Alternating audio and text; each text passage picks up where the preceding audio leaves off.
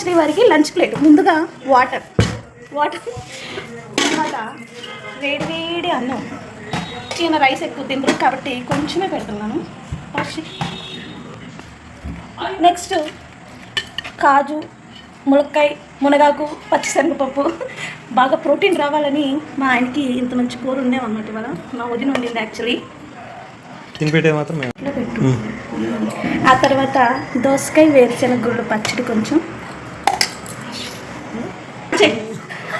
ఫైనల్గా మురిగిపోయిన మామిడికాయ పచ్చడి. ఫైనల్గా ఈయనకి ఎంతో ఇష్టమైన ఆవకాయ ముక్క. ఇది ఈరోజు లంచ్. ఇప్పుడు టేస్ట్ ఎలా ఉందో చెప్తారనమాట. కలిపింది చాలులే తిను.